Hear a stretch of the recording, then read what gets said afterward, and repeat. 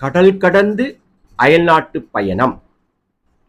ஒருவர் கடல் கடந்து அயல் நாடுகளுக்கு சர்வ சாதாரணமாக சென்று வர வேண்டுமானால் குருவின் அமைப்பு அவருடைய ஜாதகத்தில் நல்ல விதத்தில் அமைந்திருக்க வேண்டும். அல்லது சனி சந்திரன் ஆகிய கிரகங்களின் அமைப்பு நல்ல இடத்தில் அமைந்து இருக்க வேண்டும்.